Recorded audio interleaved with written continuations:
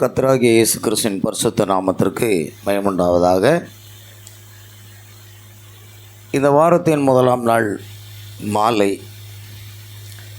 சகோதரர் ராஜ்குமார் அவருடைய வீடு புதுக்குளம் கிராமத்தில் கர்த்தராகிய இயேசு கிறிஸ்துவினுடைய நாமத்தினாலே நாம் கூடி வந்திருக்கும்படி கர்த்தர் நமக்கு கிருபை கொடுத்திருக்கிறார். அல்லேலூயா. அவருடைய நாம மகிமைக்காக நாம் இப்பொழுது தேவனுடைய வார்த்தையை வாசித்து செய்திக்காக நாம் கடந்து செல்வோம். 1 சாமுவேல் 8ஆம் அதிகாரம் 1ஆம் வசனத்திலிருந்து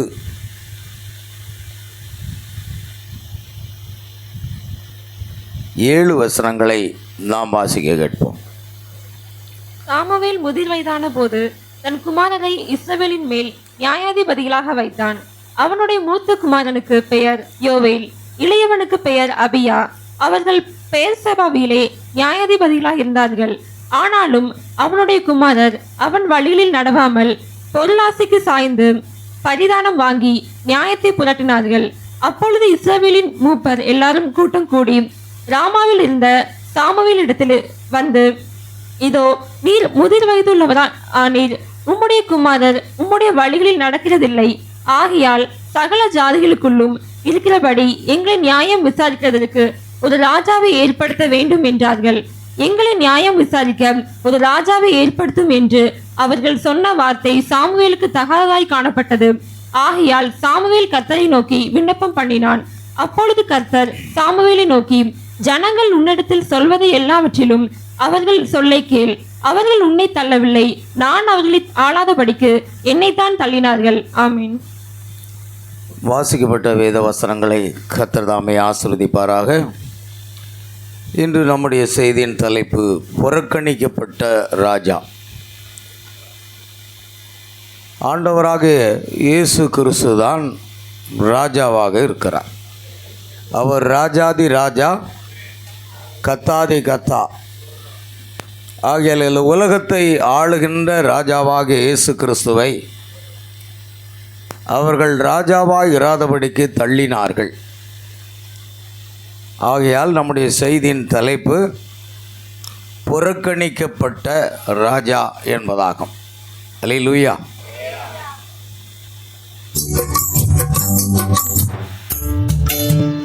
ஒரு பாடலை பாடி செய்திக்காக கடந்து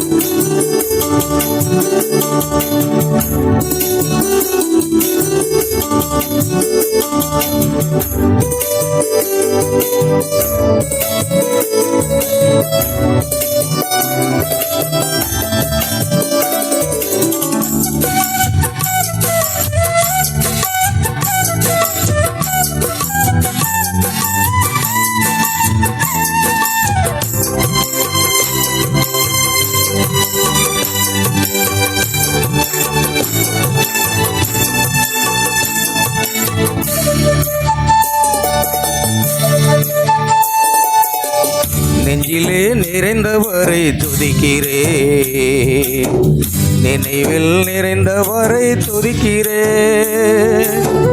நெஞ்சிலே நிறைந்தவரை துதிக்கிறேன், நினைவில் நிறைந்தவரை துதிக்கிறேன். நின்றாலும் நடந்தாலும் உமது நினைவுதான், அமர்ந்தாலும் படுத்தாலும் உமது நினைவுதான். நின்றாலும் நடந்தாலும் உமது நினைவுதான், அமர்ந்தாலும் படுத்தாலும் உமது நினைவுதான். நெஞ்சிலே நிறைந்தவரை துதிக்கிறேன், நினைவில் நிறைந்தவரை துதிக்கிறேன்.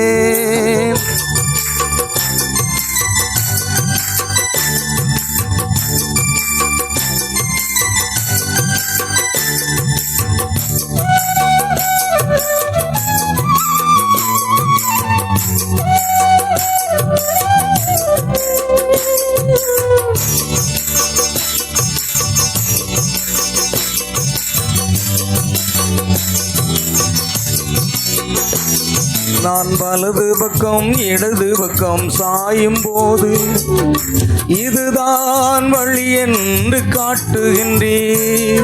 நான் வலது பக்கம் இடது பக்கம் சாயும் போது இதுதான் வழி என்று காட்டுகின்றேன். ஸ்தோத்திரம் என் வழிகாட்டியே, ஸ்தோத்திரம் என் துணையாளரே, ஸ்தோத்திரம் என் வழிகாட்டியே, ஸ்தோத்திரம் என் துணையாளரே. நெஞ்சிலே நிறைந்தவரை துதிக்கிறேன், நினைவில் நிறைந்தவரை துதிக்கிறேன்.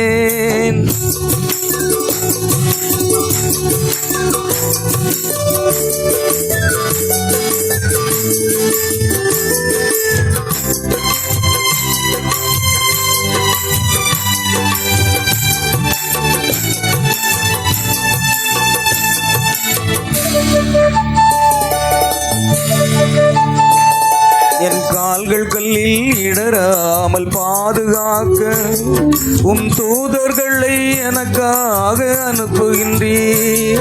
என் கால்கள் கல்லில் இடராமல் பாதுகாக்க உம் தூதர்களை எனக்காக அனுப்புகின்றீர்.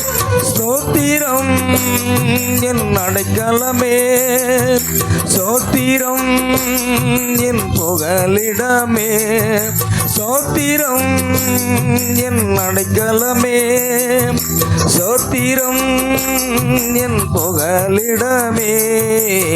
நெஞ்சிலே நிறைந்தவரை துதிக்கிறேன், நினைவில் நிறைந்தவரை துதிக்கிறேன்.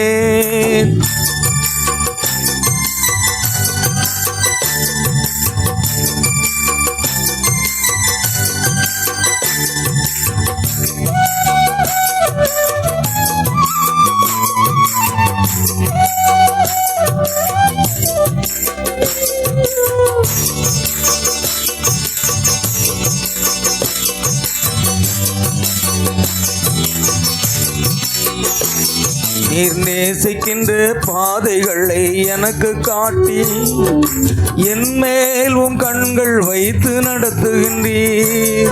நீர் நேசிக்கின்ற பாதைகளை எனக்கு காட்டி என் மேல் உம் கண்கள் வைத்து நடத்துகின்றீர். ஸ்தோத்திரம் என் மேய்ப்பரே, ஸ்தோத்திரம் என் மீட்பரே, ஸ்தோத்திரம் என் மேய்ப்பரே, ஸ்தோத்திரம் என் மீட்பரே. நெஞ்சிலே நிறைந்தவரை துதிக்கிறேன், நினைவில் நிறைந்தவரை துதிக்கிறேன். நெஞ்சிலே நிறைந்தவரை துதிக்கிறேன், நினைவில் நிறைந்தவரை துதிக்கிறேன். நின்றாலும் நடந்தாலும் உமது நினைவுதான், அமர்ந்தாலும் படுத்தாலும் உமது நினைவுதான். நின்றாலும் நடந்தாலும் உமது நினைவுதான், அமர்ந்தாலும் படுத்தாலும் உமது நினைவுதான். நெஞ்சிலே நிறைந்தவரை துதிக்கிறேன், நினைவில் நிறைந்தவரை துதிக்கிறேன். செபிப்போம். கிருபையுள்ள பரலோக பிதாவே, கர்த்தரும் இரட்சகருமாகிய இயேசு கிறிஸ்துவை துதிக்கிறோம், போற்றுகிறோம். அப்பா, முது பெரிதான கிருபையினாலே இந்த மாலை வேளையிலும் மறுபடியுமாக உம்முடைய பாதத்தில் வந்து உம்மை துதித்து பாடும்படியாக, உம்முடைய வார்த்தையை கேட்கும்படியாக, தியானிக்கும்படியாக மீண்டும் ஒரு நல்ல நேரத்தை எங்களுக்கு தந்ததுக்காக ஸ்தோத்திரம். 2 அல்லது 3 பேர் என்னுடைய நாமத்தினாலே எங்கே கூடி இருக்கிறீர்களோ அவர்கள் நடுவில் நான் இருக்கிறேன் என்று வாக்களித்த எங்கள் ஆண்டவராக இயேசு கர்த்தராக இயேசு கிறிஸ்துவின் நாமத்திலே நாங்கள் கூடி வந்திருக்கிறோம். நீர் எங்கள் மத்தியில் வந்திருக்கிறேன். கர்த்தாவே, இப்பொழுதும் வாசிக்கப்பட்ட அந்த வேத வசனங்களை தேவன் ஆசீர்வதிப்பீராக. வார்த்தையின் மூலமாக நீர் எங்களோடு பேசுவீராக. அபிஷேகப்பட்ட வார்த்தைகளை அடியனை அபிஷேகித்து அடியனுடைய நாவுகளை பிடித்து கொண்டு பேசுவீராக. இதை கேட்கப் போகிற எங்கள் ஒவ்வொருடைய ஆத்துமாக்கள் ஆசீர்வதிக்கப்பட வேண்டுமா ஜெபிக்கின்றோம். ஆம் கர்த்தாவே, உமது நாம மகிமைக்கென்று வாசிக்கப்பட்ட எல்லா வார்த்தைகளையும் ஆசீர்வதித்தார். தேவ செய்தியை முற்றிலும் பொருட்படுத்த ஆசீர்வதித்தார். துதி கன மகிமை யாவற்றும் உமக்கு செலுத்துகிறோம். கர்த்தராகிய இயேசு கிறிஸ்துவினுடைய நாமத்தில் கேட்கிறோம் பிதாவே, ஆமென். அல்லேலூயா. பிரியமான தேவனுடைய பிள்ளைகளே, புறக்கணிக்கப்பட்ட ராஜா.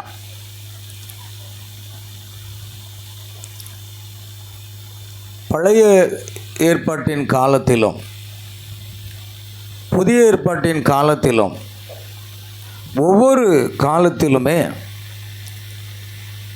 அவர்கள் தேவனை புறக்கணித்தார்கள். அல்லேலூயா. ஒவ்வொரு காலத்திலும் அவர்கள் புறக்கணிக்கிறதை நாம் பார்க்கிறோம். இந்த உலகத்தில் வந்தபோதும் அவரை புறக்கணித்தார்கள். ஆனால் வேதம் சொல்லுகிறது, ஒரு நாள் அவருடைய கோபம் பற்றி எரியும். சங்கீதம் 2ஆம் அதிகாரம் கடைசி வசனத்தில், குமாரன் கோபம் கொள்ளாமலும் வழியில் நீங்கள் அழியாமலும் இருக்கும்படிக்கு கொஞ்ச காலத்திலே அவருடைய கோபம் என்ன செய்யும்? பற்றி எரியும். அவரை அண்டி கொள்ளுகிறவர்கள் பாக்கியவான்கள். கடைசி நாட்களிலே உலகம் முழுவதும் எங்கு பார்த்தாலும் பூமி அதிர்ச்சிகள், கொள்ளை நோய்கள், நிலச்சரிவுகள், வரலாறு காணாத வெள்ளங்கள். ஏற்கனவே கடந்த 2-3 நாளைக்கு முன்பாக பிலிப்பைன்ஸ் நாட்டில் பயங்கரமான புயல் உருவாகி வெள்ளச்சேதம் ஏற்பட்டது. மறுபடியுமாக நேற்று புதிய புயல் ஒன்று உருவாகி பிலிப்பைன்ஸ் நாட்டை நோக்கி சென்று கொண்டிருக்கிறதை செய்தியிலே பார்த்தோம். எந்த நாட்டை எடுத்துக்கொண்டாலும் அழிவு அழிவு அழிவு. காரணம், இது 2ஆம் வருகையின் நேரம். 2ஆம் வருகையின் நேரம் என்பது நீதியை சரிக்கட்டும் நாட்கள். அல்லேலூயா. ஆகையால் நீதியை சரிக்கட்டும் நாட்கள் இப்போது எழுந்த உலகத்துக்கு நடந்து கொண்டிருக்கிறது. அவரை அண்டிக் கொள்ளுகிறவர்கள் மாத்திரமே பாக்கியவான்கள். ஆமென். அல்லேலூயா. பிரியமான தேவனுடைய பிள்ளைகளே, ஆகையால் இப்பொழுது நாம் புறக்கணிக்கப்பட்ட ஒரு ராஜாவை குறித்து தான் நாம் வாசித்தோம் இல்லையா?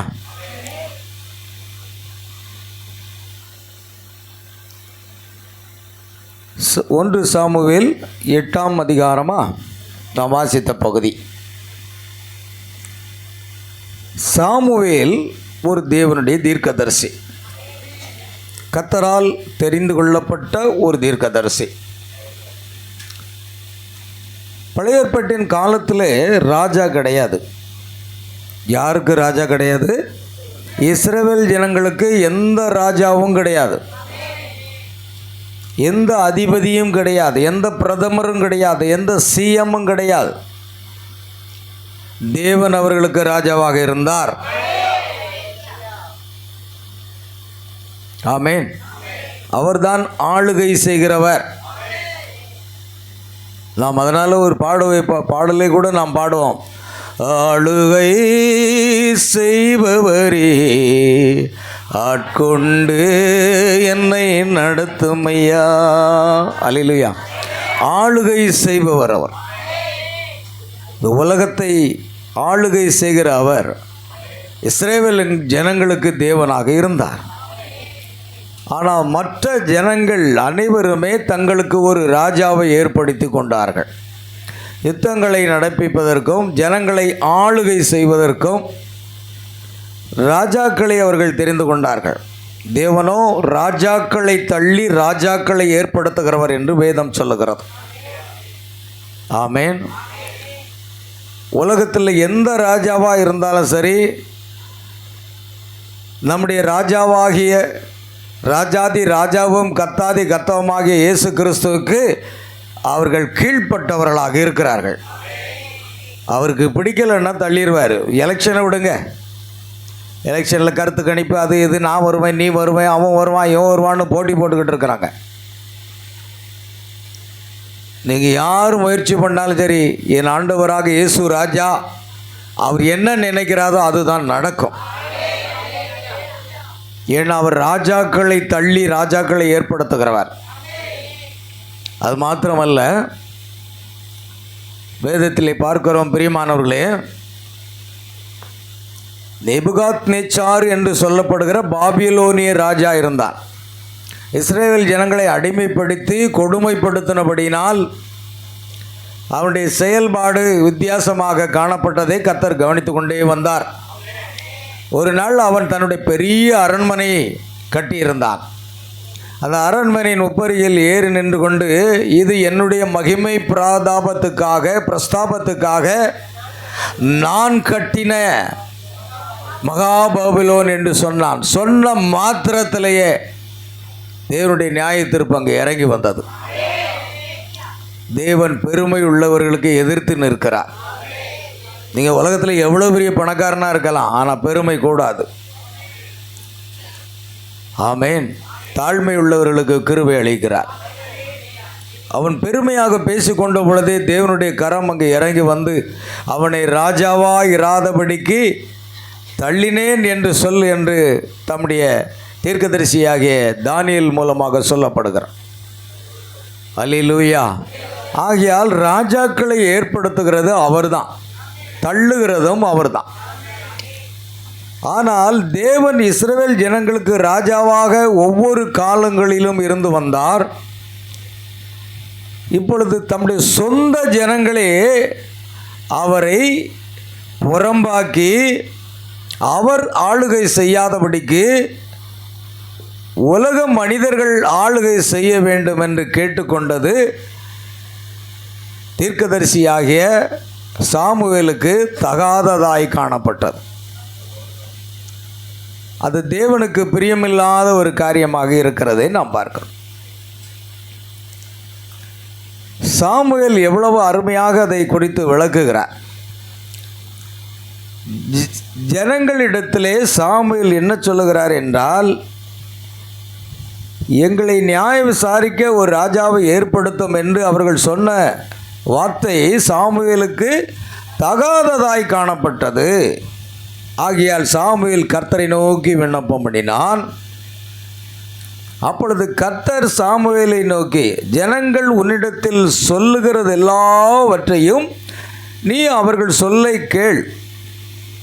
அவர்கள் சொல்லது எல்லாவற்றிலும் அவர்கள் சொல்ல கேள். அவர்கள் உன்னை தள்ளவில்லை, நான் அவர்களை ஆளாதபடிக்கு என்னைத்தான் தள்ளினார்கள். தேவன் அந்த நாட்டை ஆளக்கூடாதான், அந்த தேசத்தை ஆளக்கூடாதான், மனிதர்கள் ஆள வேண்டும். இது ரெண்டு கருத்து இருக்குது. ஆவிக்குரிய காரியத்துக்கு நாம் கொண்டு வந்து அதை இணைப்போம். ஆகையால் பிரியமானவர்களே, ஜனங்கள் சொன்ன பொழுது சாமுவேல் தேவனிடத்தில் முறையிடும் பொழுது தேவன் சொல்லுகிறார், அவர்கள் சொல்வதை எல்லாவற்றையும் கேள். அவர்கள் உன்னை தள்ளவில்லை, நான் அவர்களை ஆளாதபடிக்கு என்னைத்தான் தள்ளினார்கள். பாருங்கள், சகல ஜாதிகளையும் போல நாங்களும் இருப்போம். ஆமென். சாமுவேல் அவர்களுக்கு எடுத்து சொல்லி பார்க்கிறான்.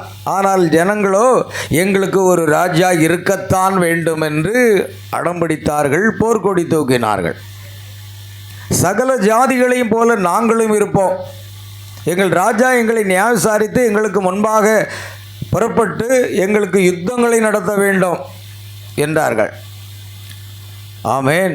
சாமுவேல் கர்த்தரிடத்திலே தெரியப்படுத்தின பொழுது கர்த்தர் சாமுவேலை நோக்கி, நீ அவர்கள் சொல்லை கேட்டு அவர்களை ஆள ஒரு ராஜாவை நீ ஏற்படுத்து. ஆமேன்.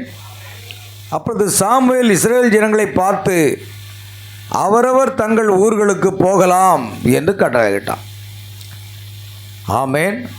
அதன் பிற்பாடு பிரியமானவர்களே, அவன் என்ன செய்கிறான் என்றால், சவுல் என்று சொல்லப்படுகிற ஒரு ராஜாவை அவன் ஏற்படுத்துகிறான். ஆமென். சவுல் எப்படிப்பட்டவனாக இருக்கிறான்? ஜனங்களை பாருங்கள், எந்த ஒரு காலத்திலும் ஜனங்கள் தேவன் அவர்களை வழிநடத்துவதை பிரியப்படவில்லை, விருப்பப்படவில்லை. அவர்கள் தங்கள் சொந்த வழியில் வழிநடத்துதலை பெற்றிருக்க விரும்பினர். ஆமேன், அல்லேலூயா. ஆம், அருமையான தேவனுடைய பிள்ளைகளே, தேவன் தம்முடைய சபையை வழிநடத்துவதற்கு முதலாக ஏற்படுத்தினது பரிசுத்த ஆவியானவர். ஆமேன். அவர் பரிசுத்த ஆவியானவரைத்தான் தெரிந்து கொண்டார்,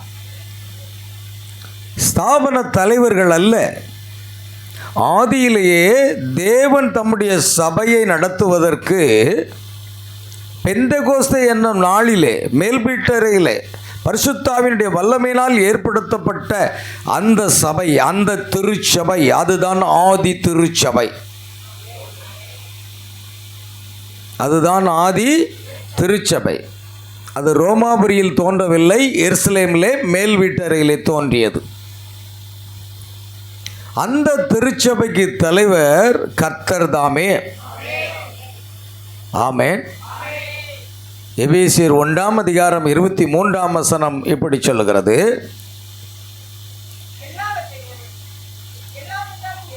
நிறைவாகிய சரீரமான சபைக்கு அவரை எல்லாவற்றுக்கும் மேலான தலையாக தந்தருளினார். எல்லாவற்றையும் எல்லாவற்றாலும் நிரப்புகிறவருடைய சரீரமான அந்த சபைக்கு யாரை தந்தருளினார்? எல்லாவற்றையும் எல்லாவற்றாலும் நிரப்புகிறவருடைய சரீரமான சபைக்கு இயேசுவை, பரிசுத்த ஆவியை தலையாக தந்தருளினார். அவர் தான் நடத்தணும் சபையை. அல்லேலூயா. ஆனால் காலங்கள் கடந்த பொழுது அவரை அவர்கள் புறக்கணித்து விட்டார்கள்.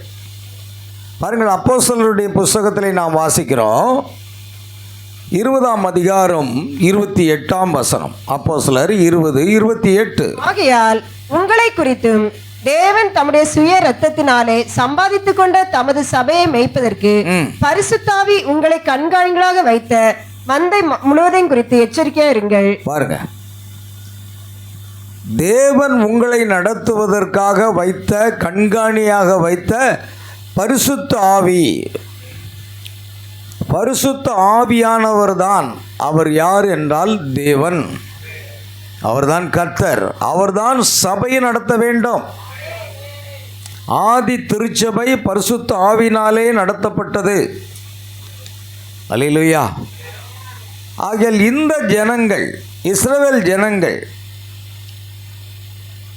அவர்கள் தங்களுக்கு ஒரு ராஜா தேவை என்று சொன்ன பொழுது, ஆமேன்,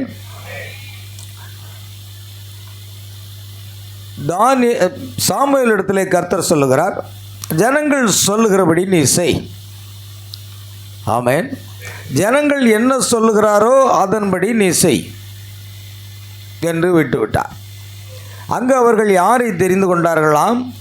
சவுல் என்ற ஒரு நபரை. நீங்கள் வாசித்து பார்த்தீங்கன்னா 1 சாமுவேல் 8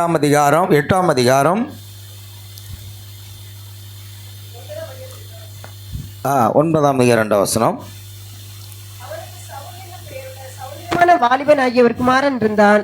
இஸ்ரவேல் புத்திரரில் அவனை பார்க்கிலும் சௌந்தரியவான் இல்லை. எல்லா ஜனங்களும் அவன் தோளுக்கு கீழாய் இருக்கத்தக்கதாக உயரமுள்ளவனா இருந்தான். வாசிக்கலாம்.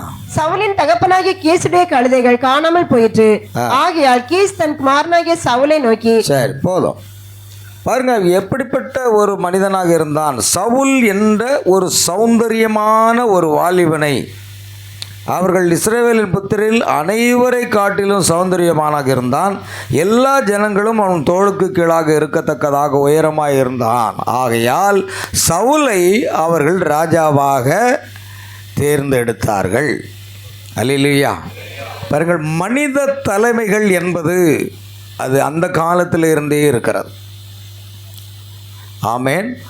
மனித தலைமைகள் என்பது ஒவ்வொரு காலத்திலையும் வருகிறதை நாம் பார்க்கிறோம். கர்த்தருக்கு ஸ்தோத்திரம் உண்டாகட்டும். ஆமேன். Praise the Lord. அந்த மனித தலைமைகள் மூலமாகத்தான் அன்றைக்கு இஸ்ரவேல் ஜனங்கள் தேவன் ஆளும்படி விட்டுவிட்டார். ஆனால் தேவனுக்கு அது என்னல்ல, பிரியமில்லை. நான் அவர்களை ஆளாதபடிக்கு அவர்கள் என்னைத்தான் தள்ளினார்கள். அல்லேலூயா.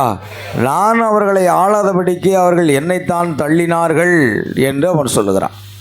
ஆகையால் ஜனங்கள் புறக்கணிக்கப்பட்ட ஒரு ராஜாவாக இயேசுவை தள்ளிவிட்டார்கள்.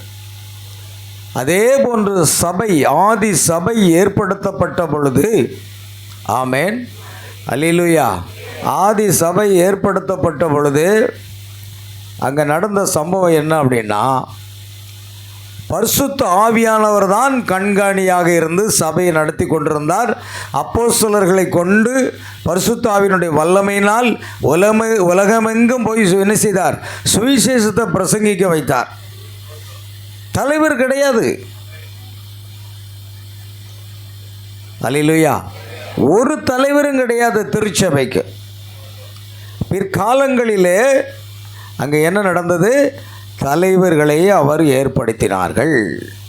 அல்லேலூயா. கர்த்தருக்கு ஸ்தோத்திரம் உண்டாகட்டும். அதில் பிரியமான தேவனுடைய பிள்ளைகளே, நல்லா கவனிக்கணும். பரிசுத்த ஆவியானவர் கிட்டத்தட்ட 300 ஆண்டுகளாக கடைசி அப்போஸ்தலர்கள் மரணம் அடையும் வரைக்கும் வல்லமையாக அவர்கள் பயன்படுத்தினார். அப்போஸ்தலர்கள் மூலமாக அநேக அற்புதங்களும் அடையாளங்களும் நடப்பிக்கப்பட்டன. ஜனங்களுக்குள்ளே மிகுந்த பயம் உண்டாயிற்று. எல்லா அற்புதங்கள், அடையாளங்கள், மிராக்கிள்ஸ் எல்லாம் நடக்க ஆரம்பிக்கிறது. ஜனங்கள் பயந்து அவர்களோடு சேர துணியவில்லை. ஆனால் கர்த்தருடைய வசனம் என்ன செய்தது? பிரசித்தி பெற்றது, எங்கும் பரவ ஆரம்பித்தது. ஆக உலகம் எங்கும் இருக்கிற அநேக ஜனங்கள் ஆண்டவராக இயேசுவை ஏற்றுக்கொண்டார்கள். அல்லேலூயா. ஆண்டவராக இயேசு கிறிஸ்துவை ஏற்றுக்கொண்டு அநேகர் சீசரானார்கள். அப்படியாக சீசர் ஆக்கப்பட்டு திருச்சபையானது வர வர எர்னாகதான் விருத்தியானது. அப்போஸ்தலர்களை வாசித்து பாருங்கள். அங்கே என்ன சொல்லப்பட்டிருக்கிறது?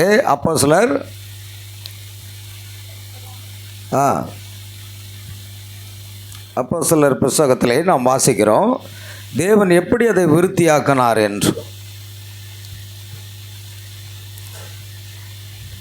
கர்த்தருடைய வசனம்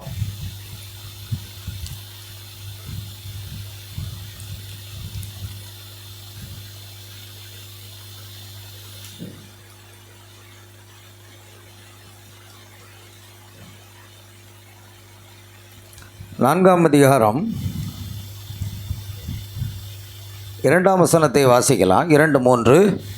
ஜனங்களுக்கு உபதேசிக்கிறதுனாலும் இயேசுவை முன்னிட்டு மரித்தோரிலிருந்து உயிர்த்தெழுதலை பிரசங்கிக்கிறதுனாலும் சினங்கொண்டு அவர்களை பிடித்து சாயங்காலமா இருந்தபடியினால் மறுநாள் வரைக்கும் காவலில் வைத்தார்கள். வசனத்தை கேட்டவர்களில் அநேகர் விசுவாசித்தார்கள். அவர்கள் தொகை ஏறக்குறைய 5000 இருந்தது. பாருங்கள், ஏறக்குறைய 5000 பேர் இருந்தது. ஆரம்பத்தில் கிட்டத்தட்ட பேதுரு பிரசங்கித்த அந்த செய்தியை கேட்டவர்கள் ஒரே பிரசங்கத்தில் 3000 பேர் ரட்சிக்கப்பட்டார்கள். 3000 பேர் கர்த்தராகிய இயேசு கிறிஸ்துவின் நாமத்தினாலே ஞானஸ்நானம் பண்ணப்பட்டார்கள். அல்லேலூயா. ஆகையால் பிரியமான தேவனுடைய பிள்ளைகளே, கவனிங்க. இப்பொழுது நாம் இங்கு பார்க்கிறோம், அதன் பிற்பாடு ஜனங்கள் மத்தியில் இயேசு கிறிஸ்துவின் உயிர்த்தெழுதலை குறித்து பிரசங்கிக்கும் பொழுது அவர்கள் ஏறக்குறைய அவர்கள் தொகை 5000 பேராக இருந்தது. அவர்களை பிடித்து சாயங்காலமாக இருந்தபடினால் மறுநாள் வரைக்கும் காவலில் வைத்தார்கள். ஆகையால் கர்த்தருடைய வசனம் என்ன செய்தது? விருத்தியானது என்று வேதத்தில் நான் பார்க்கிறோம். இப்படியாக சபையானது பெருக ஆரம்பித்தது. பாருங்கள், அப்போஸ்தலர் 6ஆம் அதிகாரம் 7வது வசனத்தை வாசிப்போம். தேவ வசனம் விருத்தி அடைந்தது. தேவ வசனம் விருத்தி அடைந்தது. சீஷருடைய தொகை எருசலேமில் மிகவும் பெருகிற்று. சீசருடைய தொகை எருசலேமிலே மிகவும் பெருக ஆரம்பித்தது. ஆசாரியர்களில் அநேகரும் விசுவாசத்துக்கு கீழ்ப்படிந்தார்கள். ஆசாரியர்களில் கூட, போதகர்களில் கூட அநேகரும் விசுவாசத்துக்கு கீழ்ப்படிந்தார்கள். பாருங்கள், அப்போஸ்தலர் 4ஆம் அதிகாரத்தில் 29 முதல் வாசிப்போம். இப்பொழுதும் கர்த்தாவே அவர்கள் பயமுறுத்தல்களை தேவரீர் கவனித்து உம்முடைய பரிசுத்த பிள்ளையாகிய இயேசுவின் நாமத்தினாலே அடையாளங்களும் அற்புதங்களும் நடக்கும்படி பிணியாளிகளை குணமாக்கும்படி உம்முடைய கரத்தை நீட்டி உம்முடைய ஊழியக்காரர் உம்முடைய வசனத்தை முழு தைரியத்தோடும் சொல்லும்படி அவர்களுக்கு அனுக்கிரகம் செய்திருக்கும் என்றார்கள். அவர்கள் ஜெபம் பண்ணின போது அவர்கள் கூடியிருந்த இடம் அசைந்தது. அவர்கள் எல்லாரும் பரிசுத்த ஆவியினாலே நிரப்பப்பட்டு தேவ வசனத்தை தைரியமாய் சொன்னார்கள். தேவ வசனத்தை தைரியமா சொல்லணும் அப்படின்னா பரிசுத்த ஆவியின் அபிஷேகம் வேணும். பரிசுத்த ஆவியின் அபிஷேகம் இல்லாத போதகர்கள் தேவனுடைய வசனத்தை என்ன செய்ய மாட்டாங்க, தைரியமாக சொல்ல மாட்டாங்க. பரிசுத்த ஆவியின் அபிஷேகம் வரும் பொழுது தேவ வசனத்தை தைரியமாய் சொன்னார்கள். விசுவாசிகளாகிய திரளான கூட்டத்தார் ஒரே இருதயமும் ஒரே மனமும் உள்ளவர்களாக இருந்தார்கள். விசுவாசிகள் பெருக ஆரம்பித்தார்கள். சீசர்களின் தொகை பெருக ஆரம்பித்தது. இவ்வனமாக உலகம் முழுவதுமே கிறிஸ்தவர்கள், அவர்கள் எந்த ஸ்தாபனம் அல்ல, அவர்கள் யாராக இருக்கிறாங்க, கிறிஸ்தவர்கள் என்று அழைக்கப்படுகிறார்கள். அல்லேலூயா. பிரியமான தேவனுடைய பிள்ளைகளே, கிறிஸ்தவர்கள் என்று அழைக்கப்படுகிறதை நாம் பார்க்கிறோம். அப்போஸ்தலர் 11:26 வசனத்தை வாசிப்போம். அப்போஸ்தலர் 11:26. சபையோட கூடியிருந்து அநேக ஜனங்களுக்கு உபதேசம் பண்ணினார்கள். முதல் அந்தியோகியாவிலே சீஷர்களுக்கு கிறிஸ்தவர்கள் என்கிற பெயர் வழங்கிற்று. ஆமென். திரும்ப வாசிப்போம். அவர்கள் ஒரு வருஷ காலமாய் சபையோட கூடியிருந்து அநேக ஜனங்களுக்கு உபதேசம் பண்ணினார்கள். முதல் அந்தியோகியாவிலே சீஷர்களுக்கு கிறிஸ்தவர்கள் என்கிற பெயர் வழங்கிற்று. பார்த்தீங்களா, முதலாக அந்தியோகியா என்கிற ஒரு பட்டணம் இருந்தது. அங்குதான் இயேசு கிறிஸ்துனுடைய சீஷர்களுக்கு என்ன பெயர்? ஆமென். சீஷர்களுக்குத்தான் கிறிஸ்தவர்கள் என்ற பெயரை வாங்கிட்டது. வெறும் கிறிஸ்தவர்கள் மட்டும்தான். இயேசுவை யாரெல்லாம் விசுவாசித்தார்களோ அவர்கள் எல்லாரும் கிறிஸ்தவர்கள் என்று அழைக்கப்பட்டார்கள். ஆனால் இன்றைக்கு அது அப்படி இல்லை. இன்றைக்கு நாம் போய் யாரையாவது கண்டுபிடிக்கும்போது நீங்கள் கிறிஸ்தவனா அப்படின்னு கேட்டு அவங்க சொல்லுவாங்க, ஆமாம் நான் ஆர்சி. நீங்கள் கிறிஸ்தவனா? நான் பெந்தகோஸ்தே. நீங்கள் கிறிஸ்தவனா? நான் சிபிஎம். நீங்கள் கிறிஸ்தவனா? நான் ஏஜி. நீங்கள் கிறிஸ்தவனா? நான் சிஎஸ்ஐ. அல்லேலூயா. ஆதியில் அப்படி இருந்ததா? இல்லை. எல்லா சீசர்களும் இயேசுவை பின்பற்றுகிறவர்களுக்கு கிறிஸ்தவர்கள் என்ற பெயர் மட்டும்தான் வந்தது. எந்த பாகுபாடும் எந்த பிரிவினையும் கிடையாது. ஏன் அது இல்லாமல் இருந்ததுன்னு சொன்னால், பரிசுத்த ஆவியானவர் மாத்திரமே அவர்களை வழிநடத்தினார். பரிசுத்த ஆவியானவர் தான் தலைவர். நம்ம பாடணும், எனது தலைவர் இயேசு ராஜா. அந்த பாட்டை தான் தேடணும், அது கிடைக்கல. ஆமென். எனது தலைவன் இயேசு ராஜான்னு பாடணும். நம்ம தலைவர் அவர் தானே. ஆமென். வேறு யாரும் கிடையாது. இந்த உலகத்தில் 1000 தலைவர் இருப்பாங்க. கிறிஸ்தவனுக்கு ஒரே ஒரு தலைவர் உண்டு, அவர் இயேசு கிறிஸ்து மட்டும்தான். ஆமென். சில பேர் இந்த உலகத்தில் சொல்லுவான், என்ன தலைவா அப்படின்னு கூப்பிடுவான். சிலவனை பார்த்தா என்ன கூப்பிடுவான்? தலைவான். அவனை பார்த்தா தலைவன் மாதிரியே தெரியுது, குடியார பைய. அல்லேலூயா. ஆனால் தலைவா அப்படின்னு கூப்பிடுவான். என்னையே சில நேரம் ஆள் அடையாளம் தெரியாமல், பாஸ்டர்னு தெரியாமல் தலைவா அப்படின்னு கூப்பிட்ருக்கான். ஆமென். ஆனால் நம்ம தலைவர் யார் அப்படின்னா, கர்த்தராகிய இயேசு கிறிஸ்து. ஒரு கிறிஸ்தவனுக்கு அரசியல் தலைவர்கள் கிடையாதுங்க. கிறிஸ்தவன் அரசியலுக்குள்ளே வரமாட்டாங்க. கிறிஸ்தவனுக்கு எந்த கட்சியும் கிடையாதுங்க. ஆமென். ஒரு கிறிஸ்தவன் அரசியல் கட்சியை என்ன செய்யக்கூடாது? சேரவே கூடாது. ஏன்னா தேவனால் ஏற்படுத்தப்பட்டவரா? ஆமென். அந்த ஆளுகை செய்கிறவர் தேவனால் ஏற்படுத்தப்பட்டவரா? தேவனால் ஏற்படுத்தப்பட்ட ஒரு நபராக இருந்தால் நாம் ஆதரிக்கலாம், கனப்படுத்தலாம். ஆனால் அது அப்படி அல்ல. ஏன்னா அரசியலும் மதமும் இணைந்தது தான் அந்தி கிறிஸ்து என்று அழைக்கப்படுகிறது. ஆகையால் சீசர்களுக்கு கிறிஸ்தவர்கள் என்ற பெயர் வழங்கிட்டு அவர்கள் பரிசுத்த ஆவியினால் மாத்திரமே வழிநடத்தப்பட்டார்கள். நீங்கள் உண்மையான கிறிஸ்தவனாக இருந்தால் உங்களை வழிநடத்துறது யாராக இருக்கணும்? பரிசுத்த ஆவியாக இருக்க வேண்டும். சத்திய ஆவியானவர் சகல சத்தியத்துக்குள் நடத்துவார். இன்னைக்கு ஜனங்களுடைய காரியங்கள் எப்படியாக போய்விட்டது என்றால், பிற்காலத்திலே எப்படி இஸ்ரவேல் ஜனங்களை ஆளாதபடிக்கு, தேவன் அவர்களை ஆளாதபடிக்கு அவரை தள்ளிவிட்டார்கள். அவரை தள்ளிவிட்ட பொழுது மனித ஒரு தலைவரை, திடகாத்திரமான உயரமான ஒரு திறமையுள்ள ஒரு வாலிபனை தெரிந்து கொண்டார்கள். அந்த காலத்திலிருந்து எல்லாமே பிரஜாதிகளுக்கு மத்தியில் என்ன நடக்கிறதோ அதைத்தான் அங்கு இஸ்ரவேல் ஜனங்களையும் செய்தார்கள். மற்ற தேசத்தை போல, ராஜாக்களை போல எங்களுக்கு என்ன வேணும்? ஒரு ராஜா வேண்டும். அல்லேலூயா. கர்த்தரை அவர்கள் தள்ளிவிட்டார்கள். அவர் தான் ராஜா, ஆனால் அவர்களை புறக்கணித்து விட்டார்கள். அல்லேலூயா. பாருங்கள், இயேசு இந்த உலகத்தில் வந்தார். இயேசு இந்த உலகத்தில் வந்த பொழுது அவர் தான் ராஜா. எருசலேமுக்கு கழுதையின் மேல் ஏறி போகிறார். எல்லாரும் எப்படி ஆர்ப்பரித்தார்கள்?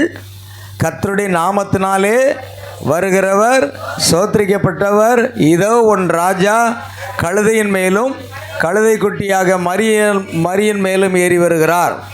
பாருங்க, அவர் ராஜாவாக இருந்தார்.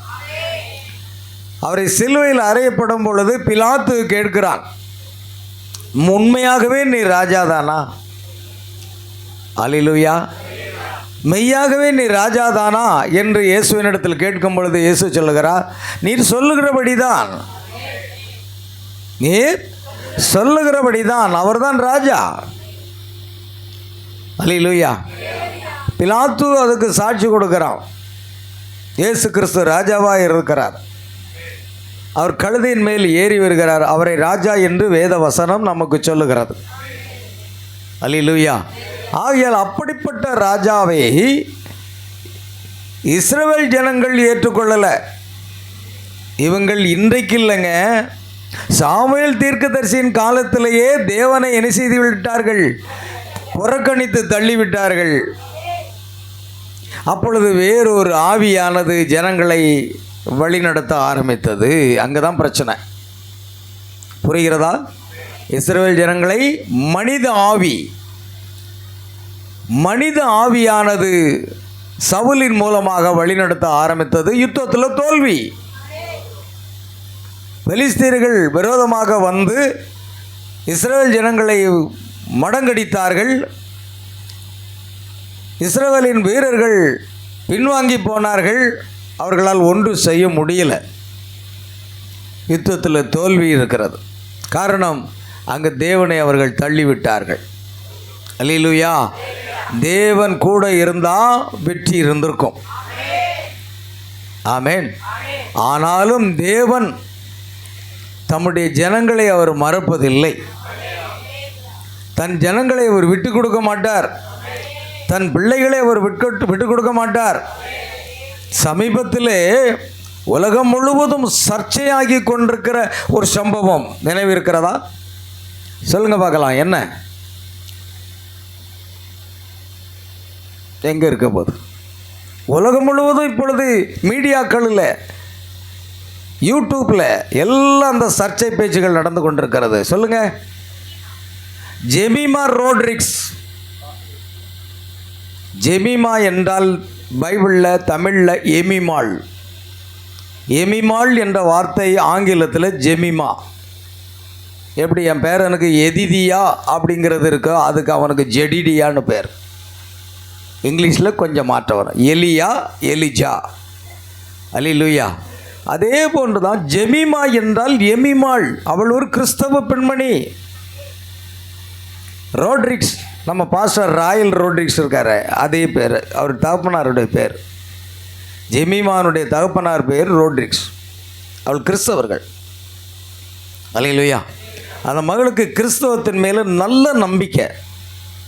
சமீபத்தில் அவர் தவறாக ஒரு கட்டடத்தை கிறிஸ்தவ பிரச்சாரம் செய்தார் என்று ஒரு வழக்கு கூட அவர் மேலே இருக்கிறது.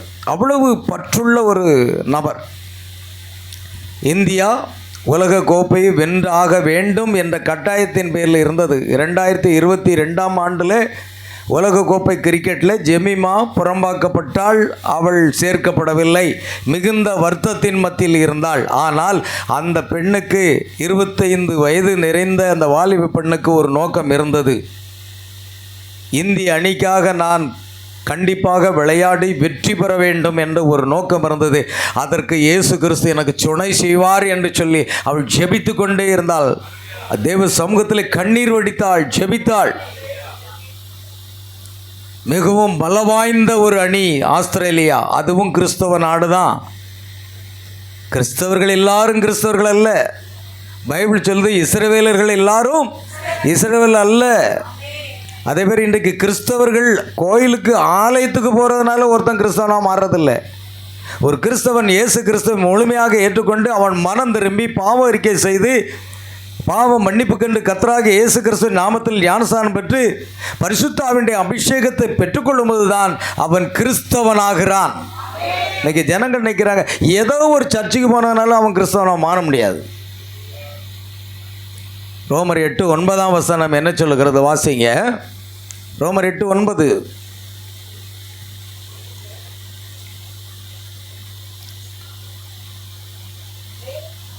தேவனுடைய ஆவி உங்களில் தேவனுடைய ஆவி உங்களில் வாசமாயிருந்தால் நீங்கள் மாம்சத்துக்கு உட்பட்டவர்களாய் இராமல் ஆவிக்குட்பட்டவர்களாய் இருப்பீர்கள். கிறிஸ்துவின் ஆவி இல்லாதவன் கிறிஸ்தவன் அல்ல. யாருங்க? கிறிஸ்துவனுடைய பரிசுத்த ஆவியை இல்லாதவன் கிறிஸ்தவனே கிடையாது. கிறிஸ்தவன் என்ற வார்த்தைக்கு அர்த்தம் என்ன? கிறிஸ்துவும் அவனும். கிறிஸ்து பிளஸ் அவன் கிறிஸ்தவன். கிறிஸ்து அவனும் சேர்ந்தா தான் அதுக்கு பேர் கிறிஸ்தவன். அதாவது கிறிஸ்து அவன். கிறிஸ்து அவன்கிற வார்த்தை தான் கிறிஸ்தவன் அப்படின்னு சொல்கிறோம். கிறிஸ்து நமக்குள்ளே இல்லை. சாராய கடையில் நல்லா தண்ணி அடிச்சுட்டு ரோட்டில் லாய்ந்துட்டு மறுநாள் சர்ச்சில் போய் நின்று நன்மை வாங்குறான். அவன் கிறிஸ்தவனா? இல்லையே. அவனுக்குள்ள பிசாசுலாம் இருக்குது. இல்லைன்னா சாராய கடையை நோக்கி போவானா? ஆமேன். பிசாசுலாம் காலையில் சாராய கடை கொண்டு போகுது. அப்போ பாருங்கள், தேவன் அதை விரும்புகிறதில்லை. அது இப்போ ஒரு பாவமான செயல் என்பதை தேவனுடைய வார்த்தை வெளிப்படுத்தி கொடுக்கிறது. அப்போ எல்லா விதமான பாவத்தை செய்து கொண்டு நம்ம ஆலயத்துக்கு போவதனால எப்படி கிறிஸ்தவனாக முடியும்? அவன் மனம் திரும்ப வேண்டும், பாவ அறிக்கை செய்ய வேண்டும், பாவத்தை விட்டு என்ன செய்ய வேண்டும்? விலக வேண்டும். பாவ அறிக்கை செய்து ஞானஸ்நானம் பெற்று பரிசுத்த ஆவியை பெற்றுக்கொள்ளும் பொழுதுதான் அவன் கிறிஸ்தவனாகிறான். கிறிஸ்து அவனுக்குள் வரும் பொழுது அவன் கிறிஸ்தவன். கிறிஸ்து அவளுக்குள் வரும் பொழுது அவள் கிறிஸ்தவள். இல்லைன்னா கிறிஸ்தவன் என்று நம்மை நாம் ஏமாற்றி கொள்ளக்கூடாது. நீங்கள் சர்ச்சுக்கு போகிறதுனால கிறிஸ்தவனாக யாரும் மாற முடியாது. அல்லேலூயா. ஆனால் பாருங்கள் பிரியமானவர்களே, அந்த ஜெமிமா ரோட்ரிக்ஸ் என்ற பெண் எனக்கு 22ஆம் ஆண்டில் உலக கோப்பை அந்த கிரிக்கெட் போட்டியில் இடம் கிடைக்கல. பெண்கள் கிரிக்கெட் போட்டி, ஆண்கள் கிரிக்கெட் போட்டி தான் பிரபலமாக இருக்கும். ஆனால் அது பெண்களுடைய கிரிக்கெட் போட்டி. ஆஸ்திரேலியா கிறிஸ்தவ நாடாக இருந்தாலும் அது பாரம்பரிய கிறிஸ்தவர்கள் நிரம்பின நாடாக இருக்கிறது. ஆனால் சில உண்மை கிறிஸ்தவர்களும் அங்கே இருக்கிறார்கள். ஆனால் இந்த மகள் உண்மையாகவே இயேசு கிறிஸ்துவின் இடத்துல ஜபித்து விசுவாசம் வைத்து தேவனுடைய வசனத்தை விசுவாசித்து பைபிள் வாசித்து அவருடைய வார்த்தையின்படி நடக்கக்கூடிய அருமையான வாலிப ஒரு பெண். ஏன்னா அவருடைய தகப்பனார் ஒரு ஸ்கூலில் ஸ்போர்ட்ஸ் மாஸ்டராக இருக்கிறார். ஆமேன். அதனால் அந்த வழியில் பிள்ளைகளை வளர்க்கும்போது கடைசியில் கர்த்தருடைய கிருபையினால் இந்த ஆண்டு 25வது ஆண்டில் உலக கோப்பை கிரிக்கெட்டில் விளையாடக்கூடிய ஒரு வாய்ப்பு கிடைத்தது. இதை வெற்றியாக பயன்படுத்த வேண்டும் என்று ஒவ்வொரு நாளும் தேவனுடைய சமூகத்திலே ஆண்டவராக இயேசுவினிடத்தில் ஜெபித்தாள். அநேகர் ஒரு சிலர் சாட்சி கொடுக்கிறார்கள். ஆஸ்திரேலியாவில் பலம் வாய்ந்த ஒரு டீம், அந்த டீமை ஜெயிக்க முடியாது. உலக கோப்பை என்றால் அது ஆஸ்திரேலியாவுக்கு உரியது தான் என்று நிரூபித்து கொண்டிருந்தார்கள். ஆனால் இந்த மகளோ ஜெபத்தோடு களமிறங்கினாள். இயேசு கிறிஸ்துவை இருதயத்தில் சுமந்தவளாக. ஆமேன். ஆனால் போக்கு மாறிக்கொண்டிருந்தது. ஆஸ்திரேலியை ஜெயித்துவிடும் என்ற சூழ்நிலைக்கு வந்திருந்தது. ஆனால் எவ்வளோ விசுவாசத்தோடு நிதானத்தோடு ஆடிக்கொண்டிருந்தாளாம்.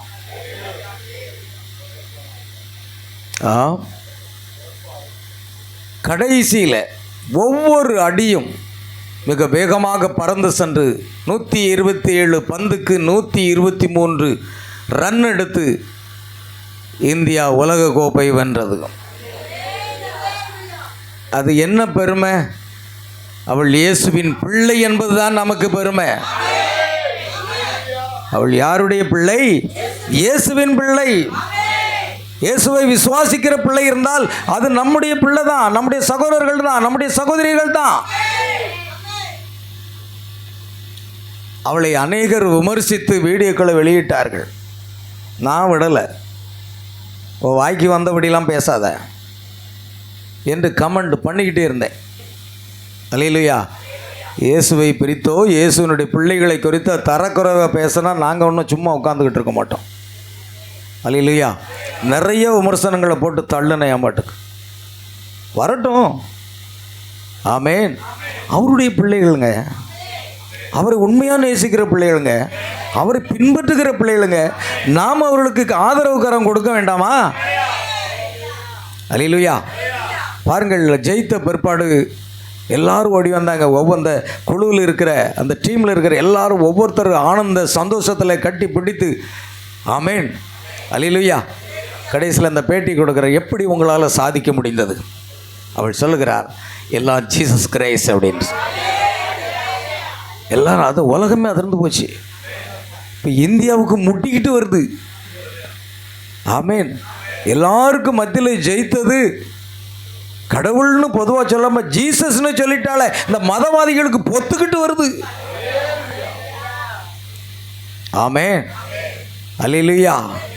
இயேசு கிறிஸ்து தான் சர்வ வல்லமுள்ள தேவன் என்பதை ஒருத்தர் சொன்னா, ஜீசஸ் அவளுக்கு வெற்றி கொடுத்தாருன்னு சொல்கிறாள்ல. பல நாடுகளில் கிறிஸ்தவர்கள், ஜிம்பாப்வே அதாவது என்ன ஆப்பிரிக்க நாடுகள்லையும் பல நாடுகள்லேயும் கிறிஸ்தவர்கள் துன்புறுத்தப்பட்டு கொல்லப்படுகிறார்களே, ஏன் அதை போய் ஜீசஸ் காப்பாற்றலையான்னு கேட்டான். நான் சும்மா இருப்பேனா? அல்லேலூயா. எப்பா, விபத்து வரும், சாவான். கடவுளை கும்பிட போன இடத்துலையும் சாவுவான். பூமி எதிர்ச்சி வந்து சாவுவான். சரி, நான் ஒன்று கேட்குறேன், எந்த கடவுள் வந்து அவங்கள காப்பாற்றுதுன்னு முதல்ல அந்த கடவுள் பெயரை சொல்லு அப்படின்னு நான் கேட்டேன். சொல்லு, எந்த கடவுள் வந்து காப்பாற்று? எல்லா இஸ்லாம் மதமாக இருக்கட்டும், இந்து மதமாக இருக்கட்டும், எந்த மதமாக இருக்கட்டும், அவ்வளோ பேரும் தான் சாவுறானே. அவன் தான் அந்த கடவுளை கும்பிட்டு அவன் சாவுறானே. அவனை காப்பாற்றுறதாக நீ என் கடவுள் எல்லாத்தையும் காப்பாற்றுன்னு சொல்லு, அந்த பேரை சொல்லு அப்படின்னேன். பதில காணும். ஆமேன். நாங்கள் அப்படி சொல்லலை, எல்லாத்தையும் காப்பாற்ற. ஆனால் ஒன்று சொன்னேன், உத்தமனுக்கு கர்த்தர் துணை என்று வேதம் சொல்கிறது. அவன் உத்தம கிறிஸ்தவனாக இருந்தால் கண்டிப்பாக அவனுக்கு பாதுகாப்பு உண்டு. அவன் அறகுற கிறிஸ்தவனா ஏதோ ஒரு ஸ்தாபனத்தை சேர்ந்து கொண்டு அந்த ஸ்தாபன போதகங்களையும் கட்டுப்பாடுகளையும் கொள்கைகளையும் கோட்பாடுகளையும் பின்பற்றுகிறவர் தான் கர்த்தர் அவனுக்கு துணை நிற்கவே மாட்டார். அவருடைய வார்த்தைக்கு கீழ்ப்படுகிற பிள்ளைகளாக இருந்தால். ஆமேன். அவள் ஜீசஸ்ன்னு பேட்டி கொடுத்துட்டா. அதுக்காக எல்லாரும் இஷ்டத்துக்கு புரள்றான். ஆமேன். ஆனால் விட்டு கொடுக்கல. கர்த்தர் விட்டு கொடுப்பாரா? ஆமேன். அல்லேலூயா. அருமையான தேவனுடைய பிள்ளை, என் நாமத்தை நிமித்தம் நீங்கள் எல்லாராலும் புறக்கணிக்கப்படுவீர்கள் என்று இயேசு சொல்லவில்லையா? அவருடைய நாமத்தை கொண்டு போனால் நிச்சயமாக நாம் புறக்கணிக்கப்படுவோம்.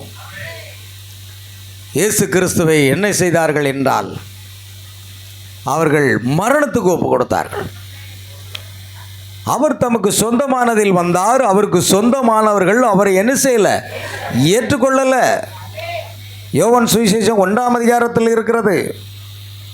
அவர்களை இஸ்ரவேல் ஜனங்களை ரட்சிப்பதற்காகத்தான் வந்தார். அவர் சொந்த ஜனங்கள் யூத ஜனங்களுக்கு மத்தியில் வந்தார்.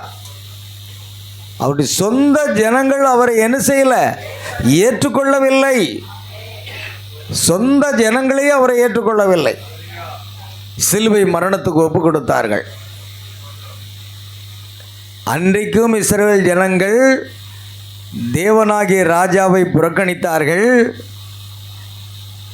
புதிய ஏற்பாட்டின் காலத்திலே 1ஆம் நூற்றாண்டிலும் இயேசு கிறிஸ்துவாகிய ராஜாவை அவர்கள் புறக்கணித்தார்கள். அல்லேலூயா.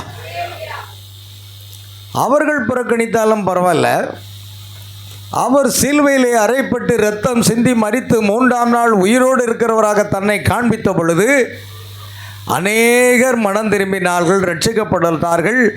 பெந்தெகோஸ்தே நாளில் பரிசுத்த ஆவியானவர் அக்கினி போன்ற நாவுகளாக இறங்கி எல்லாரையும் நிரப்பிற்று. ஆமென். சீசர்களுடைய தொகை பெருக ஆரம்பித்தது. 3000, 5000 என்று பெருக பெருக பெருக ஆரம்பித்தது.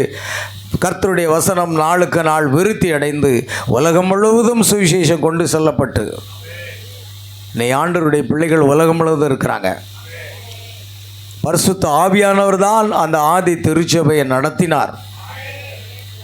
அல்லேலூயா. ஆனால் பிற்காலத்தில் என்ன நடந்தது என்றால், பிரியமானவர்களே, மனித தலைமையை ஜனங்கள் கிறிஸ்தவ சபைக்கு தலைவராக நியமித்தார்கள். ஆமென். அங்குதான் பிரச்சனை வந்தது. மனித தலைமை ஒரு காலம் வரக்கூடாது. முதலாக ரோம் நாட்டிலே கான்ஸ்டன்டைன் என்ற ஒரு அரசன் வாழ்ந்து கொண்டிருக்கிற காலத்திலே கிறிஸ்தவர்களையும் ரோமர்களையும் இணைத்து ரோமன் கத்தலிக் என்று சொல்லுகிற ஒரு புதிய மதத்தை அவர்கள் தோற்றுவித்தார்கள். கிறிஸ்தவம் என்பது மதம் அல்ல, கிறிஸ்தவம் என்பது மார்க்கம். I am the way, the truth and the life. நானே வழியும் சத்தியமும் ஜீவனுமாக இருக்கிறேன், என்னை அல்லாமல் ஒருவனும் தந்தை இடத்தில் வரான். இயேசுதான் வழி, அவர்தான் சத்தியம், அவர்தான் ஜீவன். அவர் வழியாகத்தான் பரலோகத்துக்கு போக முடியும் என்ற நிலையை மாற்றி, கிறிஸ்தவர்கள் என்று பெயர் இருந்த பொழுது அதை மாற்றி, ஆமென், ஆதி சபை கிறிஸ்தவர்கள் என்று அழைக்கப்பட்டது. ஆனால் கிபி 300 ஆண்டுகளுக்கு அப்புறம் ஒரு மதம், புதிய மதம் தோற்றுவிக்கப்பட்டது. அதுதான் ரோம் என்ற நாட்டில் ஏற்படுத்தப்பட்ட ரோமன் கத்தலிக் என்று புதிய பெயரை சூட்டினார்கள். எனக்கு தெரியாது. இன்றைக்கி ரோமன் கத்தலிக்கு தேவ பிள்ளைகளுக்கும் கூட அதுக்கு அர்த்தம் என்னன்னே தெரியாது. கேட்டால் சொல்லுவாங்க, நீங்கள் எந்த சபை? நாங்கள் ஆர்சி. ஆர்சினா என்னது? ஆமென். எங்கள் சகோதரி அல்பன்சா உட்காந்துருக்காங்க, பல வருடம் ஆர்சியில் இருக்காங்க, குடும்பமாக காலங்காலமாக இருக்காங்க. நீங்கள் கிறிஸ்டியனா? ஆமாம் கிறிஸ்டியன், நாங்கள் ஆர்சி. ஏம்மா ஆர்சினா என்னதுமா? தெரியாது. ஆர்சினா என்னன்னே தெரியாமல் அங்கே போயிட்டு இருக்காங்க. நாங்களும் அப்படி தான் இருந்தோம். வேற என்ன, நாங்கள் மட்டும் யோக்கியனா? அல்லேலூயா, அல்லேலூயா. அதுக்கு அர்த்தம் என்ன? ரோம் என்ற நாட்டில் ஏற்படுத்தப்பட்டது தான் அந்த ரோமன் கத்தலிக். ஆனால் உண்மையான திருச்சபை எங்கு ஏற்படுத்தப்பட்டது? அப்போஸ்தலர் 2ஆம் அதிகாரத்தில் வேதம் சொல்லுகிறது, பெந்தெகோஸ்தே என்னும் நாள் வந்தபோது அவர்கள் எல்லாரும் ஒருமனப்பட்டு ஓரிடத்தில் கூடியிருந்தார்கள்.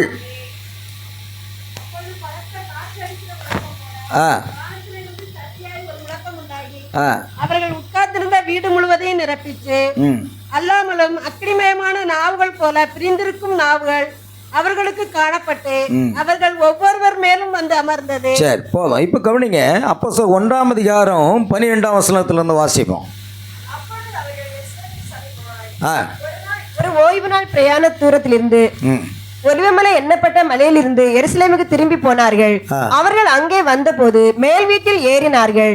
அதில் பேதுருவும் யாக்கோபும் யோவானும் அந்திரேயாவும் பிலிப்புவும் தோமாவும் பர்தலமேயும் மத்தேயுவும் அல்பேயின் குமாரனாகிய யாக்கோபும் செலோத்தே எண்ணப்பட்ட சீமோனும் யாக்கோபின் சகோதரனாகிய யூதாவும் தங்கியிருந்தார்கள். இங்கே இவர்கள் எல்லாரும் ஸ்திரீகளோடும் இயேசுவின் தாயாகிய மரியாளோடும் அவருடைய சகோதரரோடும் கூட ஒருமனப்பட்டு ஜெபத்திலும் வேண்டுதலிலும் தரித்திருந்தார்கள். அந்நாட்களிலே அந்நாட்களிலே சீசர்கள் ஏறக்குறைய 120 பேர் கூடி இருந்தார்கள். மொத்தம் 120 பேர் எங்கே இருந்தாங்க? எருசலேம் இல்லை, எருசலேம் நல்லா கவனிக்கணும்.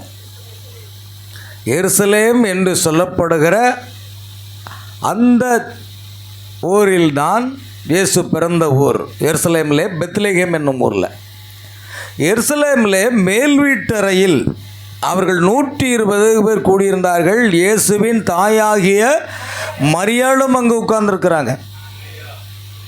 எதற்காக அவர்கள் எல்லாரும் கூடி வந்திருக்கிறாங்க?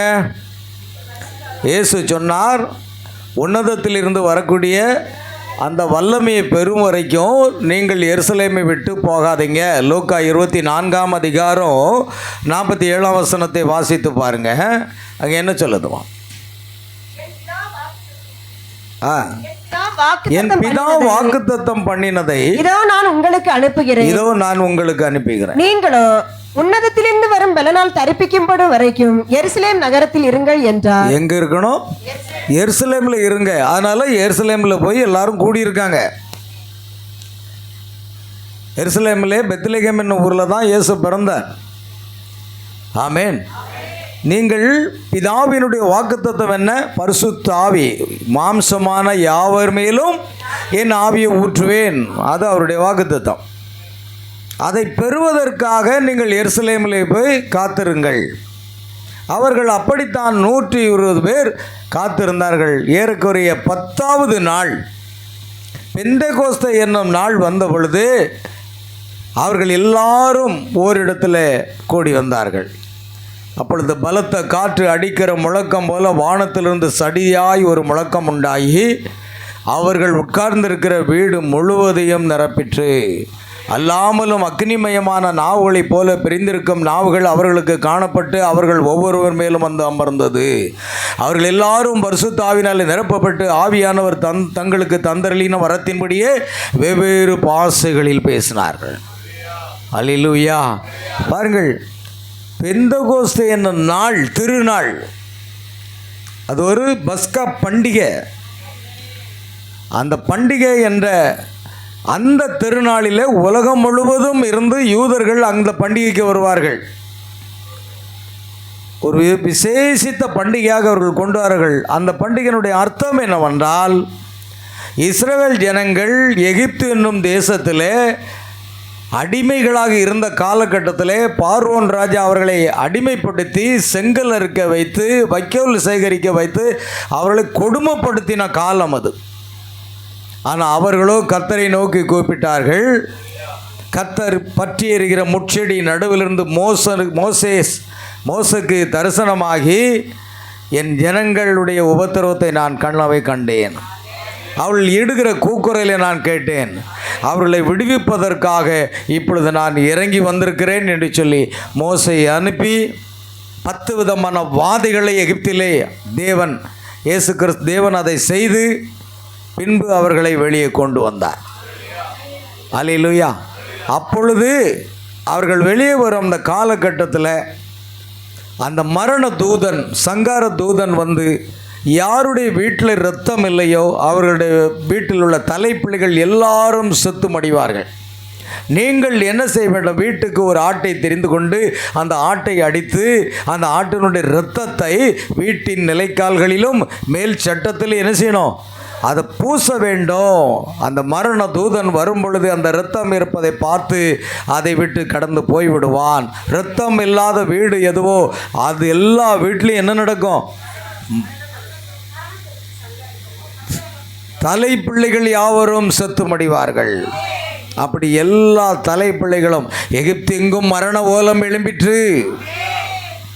ஆண்டவருடைய பிள்ளைகளுக்கு எந்த சேதமும் இல்லை. அல்லேலூயா. ஓ, இயேசு கிறிஸ்துவின் இரத்தம் சகல பாவங்களை நீக்கி நம்ம என்ன செய்யும்? சுத்திகரிக்கும். அந்த இரத்தம் ஒரு அடையாளம். ஆகையால் அந்த அடையாளமாக இரத்தத்தின் மூலமாக நாம் பார்க்கும் பொழுது, பிரியமான தேவ பிள்ளைகளே, இஸ்ரவேல் ஜனங்கள் விடுதலையான அந்த நாள்தான் பஸ்கா என்ற பண்டிகை. அந்த பண்டிகை தான் அவர்கள் கொண்டாடி கொண்டிருந்தார்கள். அங்குதான் முதலாக நம்முடைய பஸ்காவாகிய கிறிஸ்து நமக்காக பலியிடப்பட்டார் என்பதனால் அவர் தம்முடைய திருச்சபையை பரிசுத்த ஆவியினுடைய வல்லமையோடு கூட எல்லாரையும் 120 பேரை நிரப்பினார்கள்.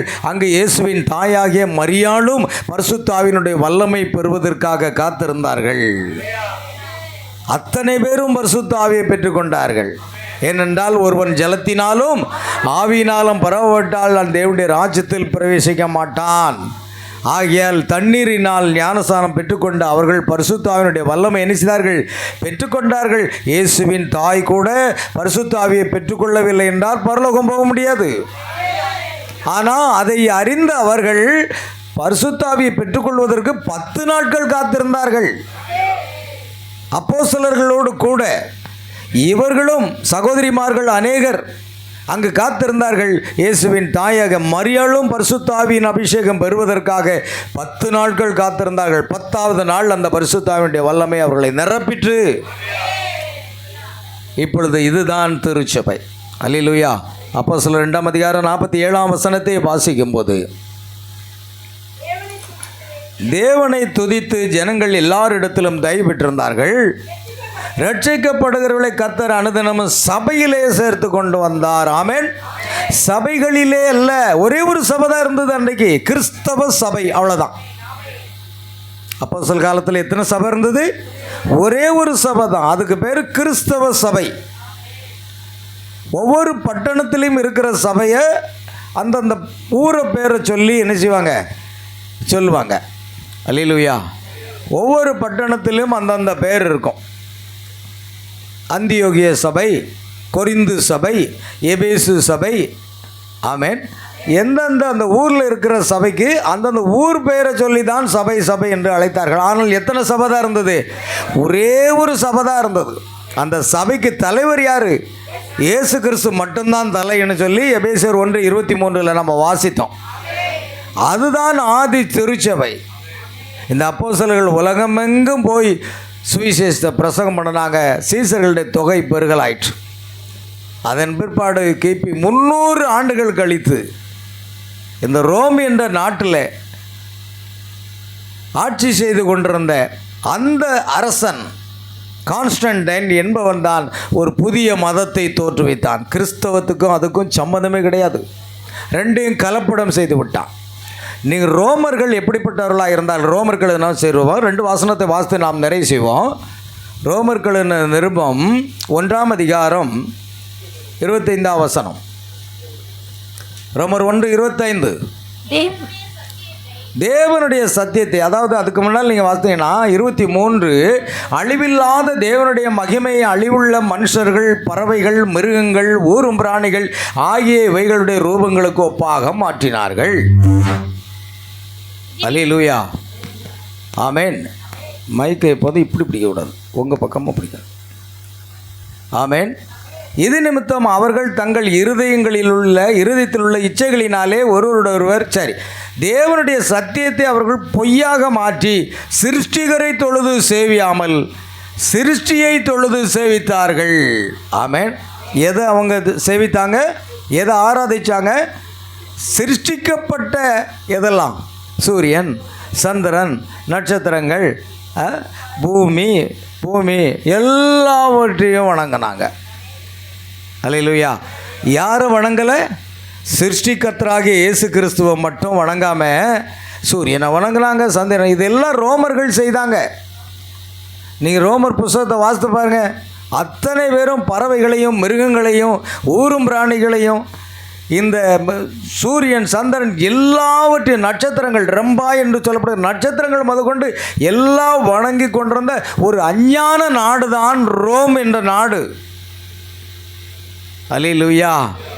அந்த நாட்டினுடைய நன்மைக்காக தன்னுடைய பதவி இழந்து விடக்கூடாது என்பதற்காக கிறிஸ்தவர்களையும் அந்த ரோமர்களையும் ஒன்றாக இணைத்து ரோமன் கத்தோலிக் என்ற ஒரு மதத்தை, புதிய மதத்தை ஏற்படுத்தி அதற்கு தலைவராக இருந்து தன்னுடைய ஆட்சியை தக்க வைத்து கொண்டார். ஆமென். இந்த சரித்திரம் யாருக்கு தெரியும்? இது உண்மை, இது சரித்திரம். அதனால தான் கிறிஸ்தவ சபைக்குள் என்ன வந்தது? சொரூப வழிபாடு வந்தது. அதுக்கு முன்னால் கிடையாது. கிபி 300 ஆண்டுகள் வரைக்கும் பைபிளில் எங்கேயாவது சொரூப வழிபாடு இருக்கிறதா? கிடையாது. யாருடைய இயேசுவின் சொரூபத்தையோ மரியாளுடைய சொரூபத்தையோ அந்தோனியாருடைய சொரூபத்தையோ யாருடைய சொரூபத்தையும் அவங்க வணங்கவே இல்லை. கிபி 325 ஆண்டுகளுக்கு பிற்பாடு தான் அந்த சொரூப வழிபாடு என்பது அங்கு வருகிறது. இதெல்லாம் சரித்திரம். இதை யாரும் மாற்ற முடியாது. அதை நாம் அறிந்து கொண்டு ஆண்டவருடைய வசனத்துக்கு நேராக நாம் கடந்து வரணும். அல்லேலூயா. நம்மை ஆளுகிற ஒரு மனித தலைமை கான்ஸ்டன்டைன் அந்த சபையை என்ன செய்தான்? ஆளக்கூடிய ஒரு தலைவராக இருந்து இப்பொழுது அந்த கான்ஸ்டன்டைனுடைய அரசனுடைய வழியில் அவர்கள் பிற்காலத்தில் அவருக்கு போப்பு என்று பெயர் வைத்து அடுத்து 1ஆம் போப்பு 2ஆம் போப்பு அப்படி என்று சொல்லி அநேக போப்புகள் கிட்டத்தட்ட ஒரு 200க்கு மேலே இப்பொழுது இருக்கிற ஒரு போப்பாக 14ஆம் லியோ என்று சொல்லப்படுகிற ஒரு போப்பு நியமிக்கப்பட்டிருக்கிறார். பாருங்கள், இது அந்த ரோமன் கத்தோலிக்க அந்த ஸ்தாபனத்துக்கு தலைவராக இருக்கிறார். ஆனால் உண்மை கிறிஸ்தவர்கள் இருக்கிறார்கள். இவர்களுடைய தலைவர் இப்பொழுதும் இயேசு கிறிஸ்து மாத்திரமே. பரிசுத்த ஆவிதான் சபையை வழி நடத்துகிறார். ஆகையால் அதற்கும் ஜனங்கள் கிறிஸ்தவர்களுக்கும் என்ன கிடையாது? சம்மதமே கிடையாது. அதுவும் வேகமாக பரவ ஆரம்பித்தது உலகம் முழுவதும். உலகம் முழுவதும் கிட்டத்தட்ட 140 கோடி அளவுக்கு ஜனங்கள் அதில் சேர்ந்தார்கள். ஆனால் எல்லாமே சொரூப வழிபாடுகள். ஆனால் அப்போஸ்தலர்கள் சொரூப வழிபாடு செய்யலை. ஆதி கிறிஸ்தவர்கள் சொரூப வழிபாடு செய்யலை. அவர்கள் அத்தனை பேரையும் பரிசுத்த ஆவியானவர் ஆட்கொண்டு நடத்தினார். அல்லேலூயா. பரிசுத்த ஆவியை அவர்கள் பெற்றுக்கொண்டார்கள். ஏன்? இயேசுவின் தாயாகிய மரியாளும் கூட எந்த சொரூப வழிபாடும் செய்யலை. அவர்களும் பரிசுத்த ஆவியை பெற்றுக்கொண்டது மாத்திரமல்ல, பரிசுத்த ஆவியில் நிறைந்து ஜெபித்தார்கள், பரிசுத்த ஆவியில் நிறைந்து பாடினார்கள், பரிசுத்த ஆவியினுடைய அபிஷேகத்தினால் நடத்தப்பட்டார்கள். அல்லேலூயா.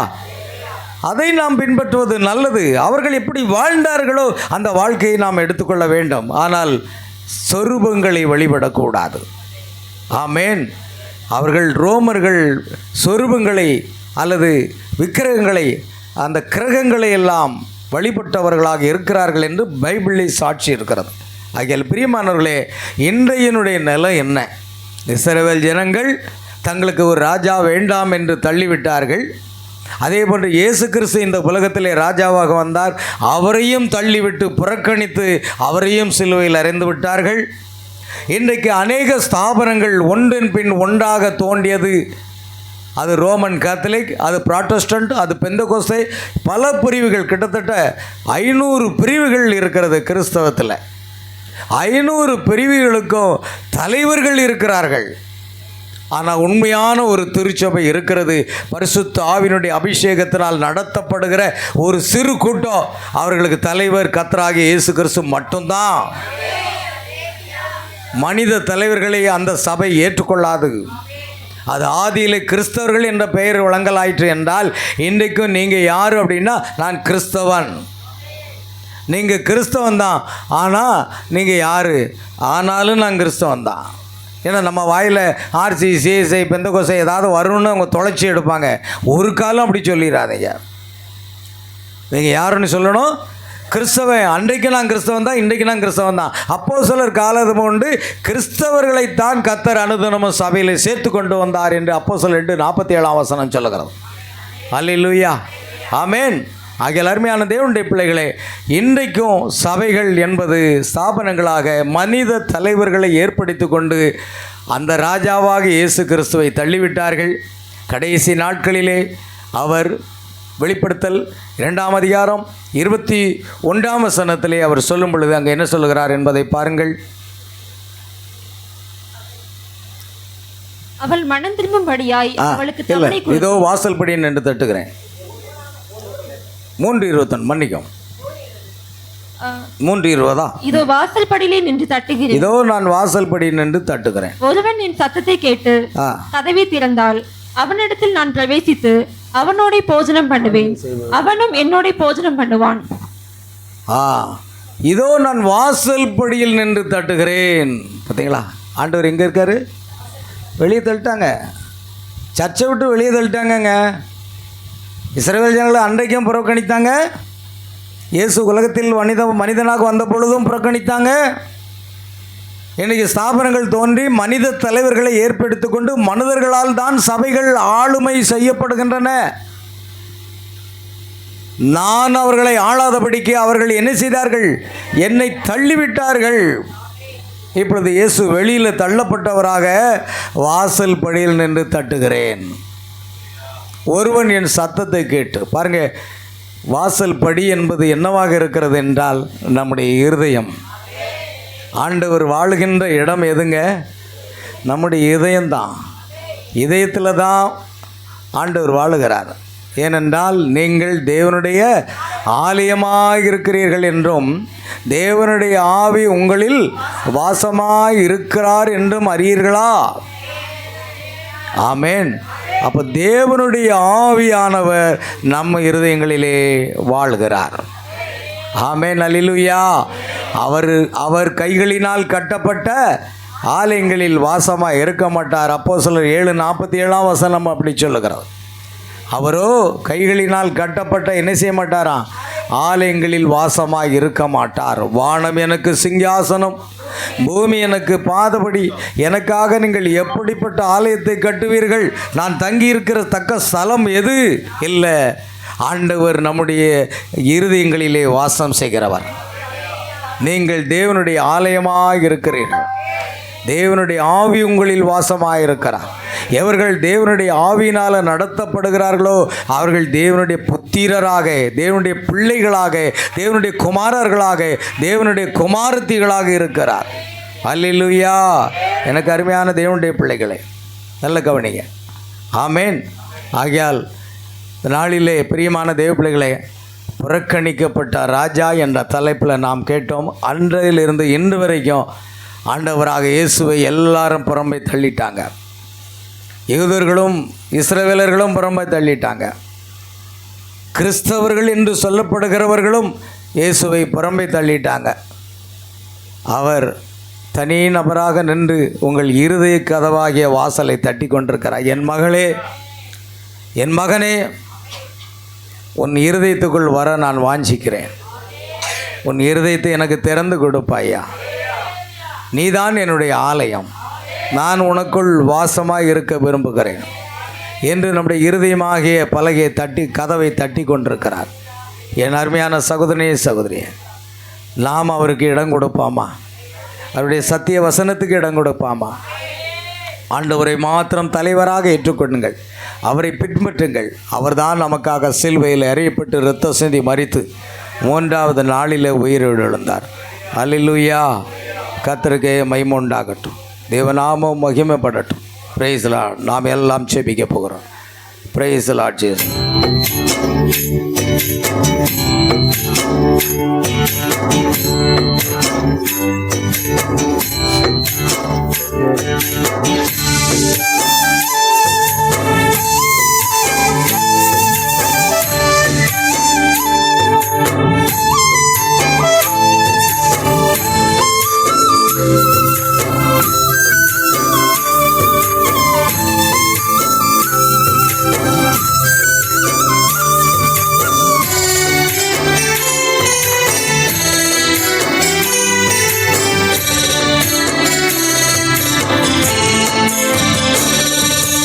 ஆளுகை செய்பவரே, ஆட்கொண்டு என்னை நடத்துமையா.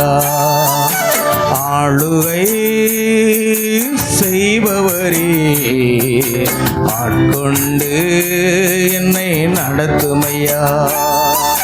குயவனேன் கரத்தில் களிமண்ணா, வணைந்திடுமே உமக்கு பாத்திரமா. குயவனேன் கரத்தில் களிமண்ணா, வணைந்திடுமே உமக்கு பாத்திரமாய். என்னை வணைந்திடுமே உமக்கு பாத்திரமாய். ஆளுகை செய்பவரே, ஆட்கொண்டு என்னை நடத்துமையா. ஆமென்.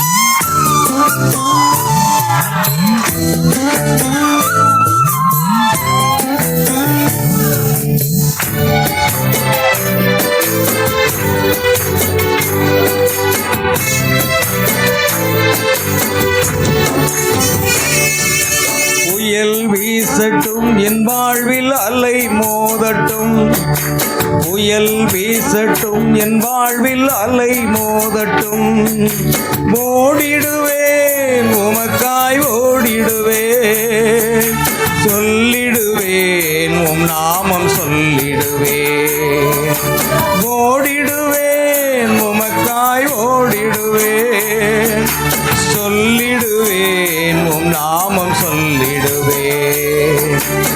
ஆளுகை செய்பவரே ஆட்கொண்டு என்னை நடத்துமையா.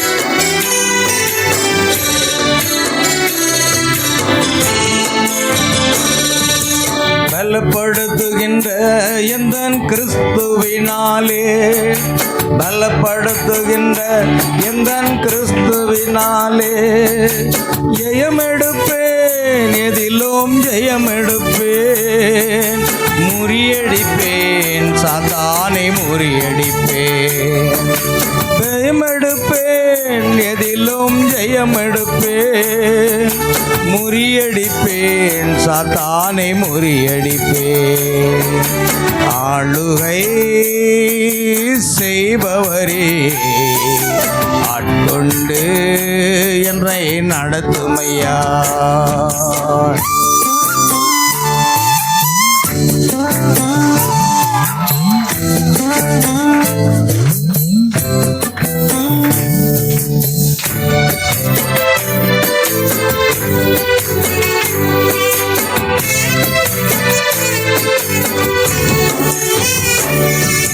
கர்த்தருக்கு பயந்து நான் நடக்கும் போதெல்லாம், கர்த்தருக்கு பயந்து நான் நடக்கும் போதெல்லாம், உயர்த்துகின்றார் என்னை உயர்த்துகின்றார், உயர்வில் என்னை இயேசு நிறுத்துகின்றார், உயர்த்துகின்றார் என்னை உயர்த்துகின்றார், உயர்வில் என்னை இயேசு நிறுத்துகின்றார். ஆளுகை செய்பவரே ஆட்கொண்டு என்னை நடத்துமையா. ஆளுகை செய்பவரே ஆட்கொண்டு என்னை நடத்துமையா. குயவனேன் கரத்தில் களிமண்ணான், வணிந்திடுமே உமக்கு பாத்திரமாய். குயவனேன் கரத்தில் களிமண்ணான், வணிந்திடுமே உமக்கு பாத்திரமாய். என்னை வணந்திடுமே உமக்கு பாத்திரமாய். ஆளுகை செய்பவரே ஆட்கொண்டு என்னை நடத்துமையா. கரங்களை தட்டி ஆண்டவரை மகிமைப்படுத்துவோமா. நம் ஆண்டவராக இயேசுதான் நம்முடைய தலைவர். இயேசு நம்முடைய வீட்டின் தலைவராக இருக்க வேண்டும். மனித தலைவர்களால் நாம் ஆளப்படக்கூடாது. எல்லாரும் முழங்கால் படிட்டு நாம் ஜெபம் செய்வோமா? எல்லாரும் முழங்கால் படிட்டு நாம் ஜெபம் செய்வோம். ஆமென். ஆண்டவரே, எங்கள் தலைவர் நீர்தான் ஆண்டவரே, எங்கள் இரட்சகர் நீர்தான் ஆண்டவரே, எங்களை வழி நடத்துகிறவர் நீர்தான் ஆண்டவரே, எங்களை கரத்தை பிடித்து நடத்துகிறவர் நீர்தான் ஆண்டவரே. மனித தலைமைகள் எங்களுக்கு அவசியம் இல்லை, மனித கோட்பாடுகள் எங்களுக்கு அவசியம் இல்லை ஆண்டவரே.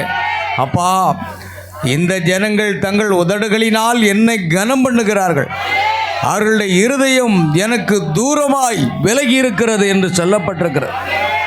ஆமேன். ஆண்டவரே ஏசப்பா, நாங்கள் உம்முடைய வார்த்தையை கேட்டு, உம்முடைய சத்தியத்தை கேட்டு நாங்கள் வழிநடத்தப்பட பரிசுத்த ஆவியானவரே எங்களை வழிநடத்தும்படியாக எங்களை தாழ்த்தி ஒப்பு கொடுக்கிறோம் ஐயா. ஒரு விஷயம், எங்கள் ஆவி ஆத்துமா சரீரத்தை உமக்கு அர்ப்பணிக்கிறோம் ஆண்டவரே. இயேசுவே, எங்களுக்காக கல்வாரி சிலுவையிலே அறையப்பட்டு இரத்தம் சிந்தி மரித்து 3ஆம் நாள் உயிரோடு எழுந்தவரே, மரித்தேன் ஆனால் சதா காலங்களில் உயிரோடு இருக்கிறேன் என்று சொன்னவரே, நீர் எங்களை நடத்தும்படியாக ஜெபிக்கின்றோம். நீர் எங்களை கரம் பற்றி நடத்துவீராக. எங்களுக்கு கண்களை வைத்து ஆலோசனை சொல்லி உம்முடைய ஜீவனுள்ள வார்த்தையினால் எங்களை போஷித்து எங்களை நடத்த வேண்டுமா ஜெபிக்கிறோம். அந்நிய ஆவியினால் நாங்கள் நடத்தப்பட விரும்பவில்லை, அசுத்த ஆவிகளினால் நாங்கள் நடத்தப்பட விரும்பவில்லை. என் தேவனுடைய பரிசுத்த ஆவியானவர் எங்களை நடத்தும்படியே ஜெபிக்கிறோம். பரிசுத்த ஆவியானவர் எங்களை நடத்துங்கப்பா. பரிசுத்த ஆவியானவர் எங்களை நடத்துங்க ஆண்டவரே. பரிசுத்த ஆவியானவர் எங்களை நடத்துங்க ஆண்டவரே. பரிசுத்த ஆவியானவர்களை ஆட்கொள்ளும் ஆண்டவரே. பரிசுத்த ஆவியானவரின் சிந்தைகளை ஆட்கொள்ளுங்க, எங்கள் எண்ணங்களை ஆட்கொள்ளுங்க. கர்த்தாவே, நீர் எங்களை நடத்தும். நாங்கள் உம்முடைய ஆலயமாக இருக்க கிருபை செய்யுங்க. நாங்கள் ஒவ்வொருவருடைய ஆலயமாக இருக்க வேண்டும். நாங்கள் ஒவ்வொருவரும் நீர் தங்கி வாசம் செய்யக்கூடிய ஒரு ஆலயமாக காணப்பட எங்களை பரிசுத்தப்படுத்துங்க, எங்களை பரிசுத்தப்படுத்துங்க. எங்கள் ஆவியாத்மா சரீரத்தை பரிசுத்தப்படுத்துங்கப்பா. எங்கள் ஆவியாத்மா சரீரத்தை பரிசுத்தப்படுத்துங்க. ஓ, இந்த உலகமானது உம்மை புறக்கணித்து விட்டது. சொந்த ஜனங்களாகி இஸ்ரவேல் ஜனங்கள் உம்மை புறக்கணித்து விட்டது. இன்றைக்கு கிறிஸ்தவர்களும் உம்மை புறக்கணித்து விட்டு மனித தலைகளை ஏற்படுத்தி கொண்டார்கள். ஆனால் நாங்கள் உம்மை புறக்கணிக்க மாட்டோம். நாங்கள் உம்மை புறக்கணிக்க மாட்டோம் ஆண்டவரே. எங்களுக்காக உயிர் கொடுத்த தெய்வமே, எங்களுக்காக உயிர் ரத்தம் சிந்தின தெய்வமே, நாங்கள் உம்மை புறக்கணிக்க மாட்டோம் அப்பா. எங்களை நடத்துங்கப்பா, எங்களை நடத்துங்கப்பா, எங்களை நடத்துங்கப்பா. எங்கள் ஆவியாத்மா சரீரம் உம்முடையது, எங்கள் ஆவியாத்மா சரீரம் உம்முடையது ஆண்டவரே. நீர் அபிஷேகத்தை நடத்துங்கப்பா, நீர் அபிஷேகத்தை எங்களை நடத்துங்க ஆண்டவரே. உம்மை துதிக்கிறோம், சோதரிக்கிறோம் கர்த்தாவே. ஹல்லேலூயா, ஹல்லேலூயா, ஹல்லேலூயா, ஹல்லேலூயா. நன்றியோடமே துதிக்கிறோம், நன்றியோடமே துதிக்கிறோம் ஆண்டவராக இயேசப்பா. இந்த அருமையான மாலை வேளையில் கர்த்தாவே, அருமையான சகோதரன் ராஜ்குமார் புதுக்குளம் இந்த கிராமத்தில் வந்து இந்த ஜெபக்கூட்டத்தை நடத்தும்படி கிருபை செய்தீரே, ஸ்தோத்திரம் கர்த்தாவே. இந்த ஜெபக்கூட்டத்தில் பாடின பாடல்கள் ஆராதனை தேவன் கிருபையாக ஆசீர்வதித்து கொடுத்ததுக்காக ஸ்தோத்திரம். இயேசு கிறிஸ்துடைய நாமத்தினாலே தேவ செய்தி எங்களுக்கு ஆசீர்வதித்து கொடுத்து, புறக்கணிக்கப்பட்ட ராஜாவாக இந்த உலகத்தில் உம்மை புறக்கணித்து விட்டார்கள். நாங்களோ எங்கள் இருதய கதவை உமக்கு திறந்து கொடுத்திருக்கிறோம் ஆண்டவரே. ஒருவன் என் சத்தத்தை கேட்டு கதவை திறந்தால் நான் உள்ளே பிரவேசித்து அவனோடு போஜனம் பண்ணுவேன், அவனும் என்னோடு போஜனம் பண்ணுவான் என்று சொன்னீர். எங்கள் இருதய கதவு எப்பொழுதும் உமக்கு திறந்து இருக்கிறது ஆண்டவர். நீர் எங்களுக்குள்ளாக வாசம் செய்து எங்களை நடத்தும்படியாக ஜெபிக்கிறோம் கர்த்தாவே. இந்த ஜெப கூட்டத்தை ஏற்படுத்தின அருமையான சகோதரர் ராஜ்குமார் குடும்பத்தாரை தேவன் ஆசீர்வதிக்க வேண்டுமா ஜெபிக்கிறேன் கர்த்தாவே. உமது நாமம் மட்டும் மகிமைப்படட்டும் ஆண்டவரே. இந்த கூட்டத்தில் பங்கு பெற்ற ஒவ்வொரு சகோதர சகோதரிகள், பிள்ளைகள், குழந்தைகள், பெரியவர்கள் அனைவரையும் கர்த்தர் ஆசீர்வதிக்க வேண்டுமா ஜெபிக்கிறேன். சகல துதிக மகிமையாவற்றையும் உமக்கு செலுத்துகிறோம் கர்த்தராகிய இயேசு கிறிஸ்துவின் நாமத்தில் கேட்கிறோம் பிதாவே. என் ஆத்மாவே கர்த்தரை ஸ்தோத்ரி, என் முழு உள்ளமேருடைய பரிசுத்த நாமத்தை ஸ்தோத்ரி. என் ஆத்மாவே கர்த்தரை ஸ்தோத்ரி, கர்த்தர் செய்த சகல உபகாரங்களையும் மறவாதே. ஆமென். என்னுடைய கர்த்தராகிய இயேசு கிறிஸ்துவினுடைய கிருபையும் தேவனுடைய அன்பும் பரிசுத்த ஆவியினுடைய ஐக்கியமும் சந்தோஷமும் சமாதானமும் சுகமும் பலமும் ஆசீர்வாதங்களும் கூடி வந்திருக்கார் அனைவரோடும், விசேஷமாக சகோதரர் ராஜ்குமார் அவருடைய குடும்பத்தார் அனைவரோடும் என்று என்று சதா காலமும் நிலைத்திருப்பதாக. அல்லேலூயா, பிரைஸ் தி லார்ட். கர்த்தராகிய இயேசு கிறிஸ்து உங்கள் ஒவ்வொருவரையும் ஆசீர்வதிப்பாராக. God bless you, God bless you.